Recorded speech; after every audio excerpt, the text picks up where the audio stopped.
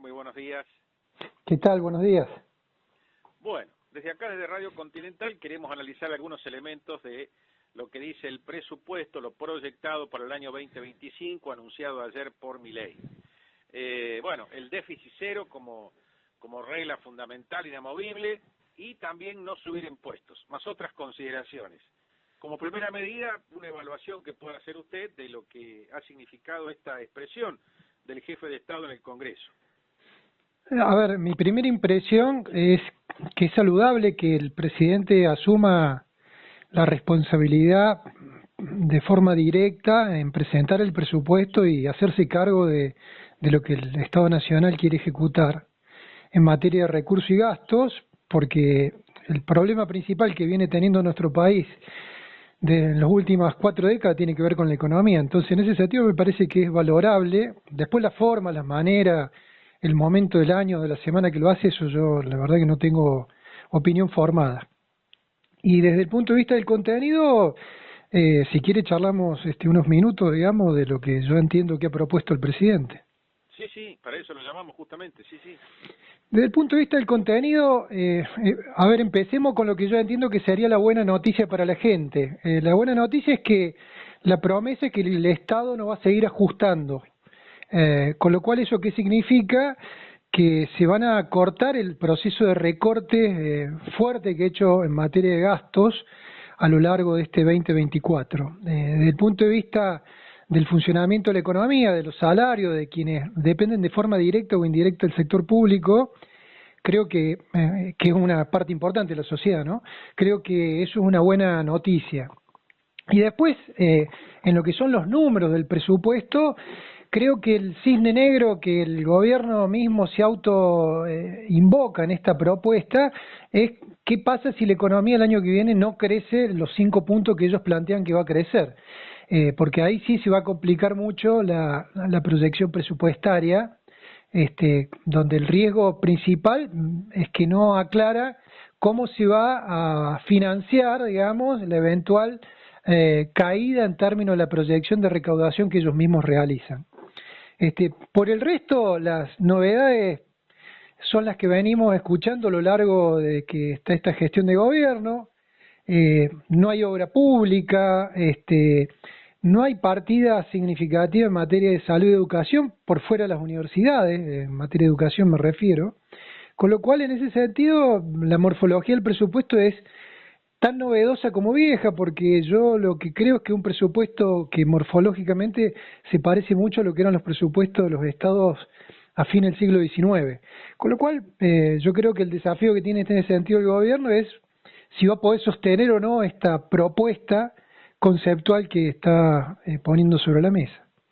Diego, ¿cómo andas? Buenos días. Verónica Sopo te saluda. ¿Cómo andas? Hola Verónica, ¿qué tal? Buen día. ¿Cómo andas? Te quería preguntar respecto al tema de este mensaje que directamente hace hacia los gobernadores, que tiene que ver con un ajuste adicional que tienen que hacer. ¿Por dónde deberían hacer y a qué está apuntando el presidente cuando le habla a los gobernadores?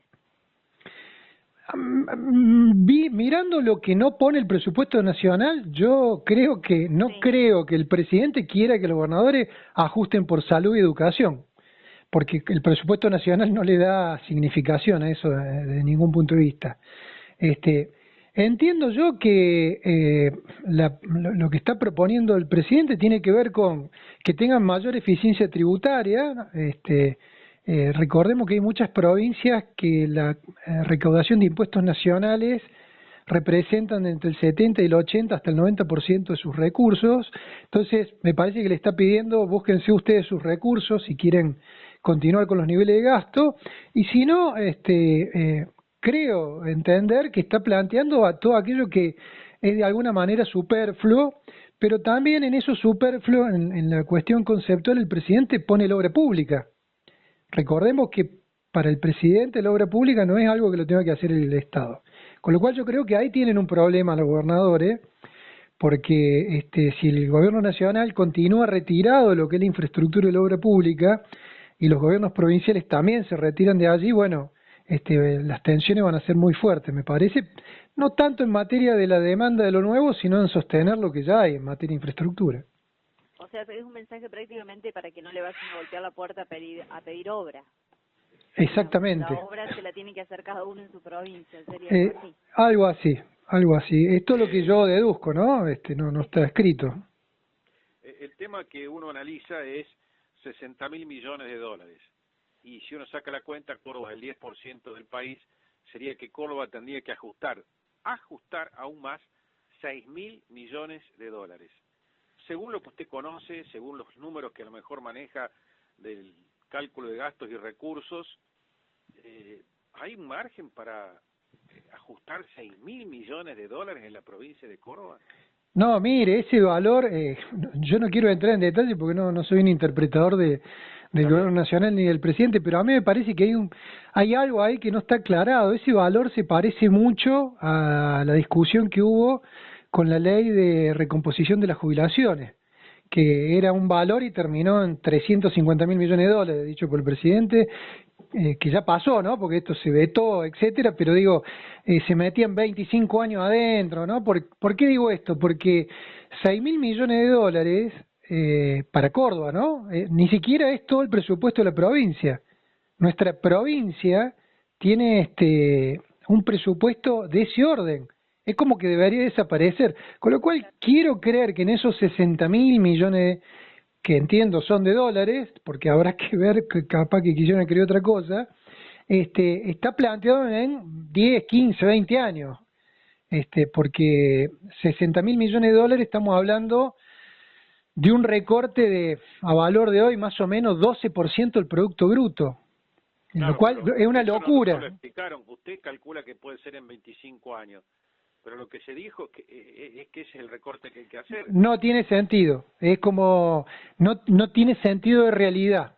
Con esto no quiero entrar en calificaciones, pero el valor no tiene sentido de realidad. Repito, 60.000 millones de dólares es 12% del Producto Bruto Argentino. Cuando todo el Estado, nación, provincia y municipio, el propio gobierno quiere llevar la participación al 25 o 26%. Con lo cual no puede pedir que las provincias, que son la parte menor, se hagan cargo de la mitad de todo lo que es la participación del Estado en la economía. No tiene realidad, no sé si me explico. Es como, ahí hay algo que no está debidamente aclarado y bueno, en esto a veces hay errores y a veces hay aspectos de comunicación, como insisto, pasó con el tema del veto a la ley de recomposición de jubilaciones, porque pasó algo parecido, ¿no? Empezó con algo que valía 1.000 y terminó 300 veces más caro, digamos. Uno puede decir entonces que el rebote del 5% que estábamos hablando, el dólar a 1.200 pesos a fines del 2025, son todos ideales, que yo puedo decir, le voy a rezar a la Virgen para que sea eso, pero que o la inflación del 18% todo el año. Es que eso es lo que no entiendo. Creo que en diciembre, buen día, de Quino Sales le saluda. ¿Qué tal? Buen día. A finales del año pasado, creo que lo que tuvimos que hacer fue un máster acelerado rápido entre entender lo que era devaluación con emisión y también que eso producía una inflación, digamos, ¿no? Pero en este caso no me dan los números, o por lo menos me rompe un poco el esquema de lo que veníamos entendiendo como inflación en Argentina, si emitían de más o si se generaba más gasto del que recibía el país, generaba la inflación. Pero en este caso quiere aumentar el dólar, llevar el oficial a 1.200 y que la inflación quede en un 18%. Es más complicado y peor, me parece, lo que yo veo, porque primero es que están proyectando una inflación para este año del 104, y hoy como venimos la inflación va al 120, 125, y no queda mucho del año, ¿no? Estamos ya en septiembre. Con lo cual me parece que hay un primer problema, porque ahí pensemos esta diferencia, ¿no? Ya hay como 15 o 20 puntos de diferencia entre lo que proyecta el gobierno para este año y lo que viene indicando la realidad. Para el 2025, más allá que también a mí me parece sumamente ambicioso pensar una inflación del 18%, si uno mira la proyección del gasto donde no siguen ajustando lo que es el gasto público y lo que es la participación del Estado en la economía. ¿Por qué digo esto? Porque si el Estado deja de, o sea, lo digamos así, una inflación del 18 el año que viene podría cerrar con otra brutal caída en la actividad económica. Como en el planteo que ellos hacen desde el punto de vista del gasto y la actividad económica no hablan de que va a haber una caída brutal, sino todo lo contrario, que va a haber un crecimiento, cuesta entender que la inflación vaya a ser del 18% al margen de que no emitan, porque acá la discusión de fondo es que la afirmación intelectual que hace el gobierno de que la inflación en todo lugar y en todo momento es de origen monetario, yo no adhiero a esa concepción, aunque sí en el largo plazo, como llamamos los economistas. En el corto plazo, la inflación tiene otros condimentos, como los costos, como la inercia, como la puja distributiva, como aspectos estructurales. Todos estos elementos el gobierno no lo está atacando. Así que en ese sentido creo que, como usted dice, ¿no? Es muy ambicioso. Y mire, le agrego algo más. Hay algo que no dijo el presidente y está escrito en la proyección. En base a lo que uno deduce de la proyección, el cepo en el 2025 ya no debería existir, porque el crowding peg que ellos plantean para el tipo de cambio oficial baja muy por debajo de lo que es el 2% mensual actual. Pero además ni nombró el tema del cepo. Por eso mismo ¿No le dio expectativa a los privados o a los empresarios de que con fecha certera se eliminaba el cepo? Por eso mismo lo estoy señalando, claro. Porque justamente en el planteo del gobierno hablan de que salir o no del cepo incidiría sobre su manejo de la inflación.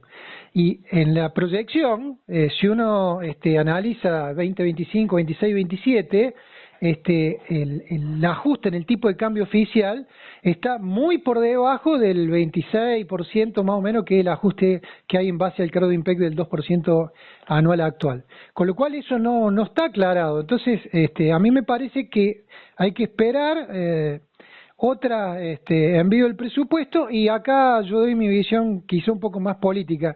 Yo creo que el gobierno no quiere que le voten el presupuesto. Esto es lo que yo creo, ¿no? Creo que el gobierno se siente cómodo prorrogando los presupuestos del año anterior, porque eso le da infinito grado de libertad para hacer lo que han hecho, por ejemplo, este año, ¿no? Este año no hay presupuesto, recordemos. Claro, porque esto se daría absolutamente porque no tiene los votos necesarios en el Congreso. Sí, y aparte los deja muy cómodos y es como el cepo, ¿no? Es algo que han encontrado una zona de confort.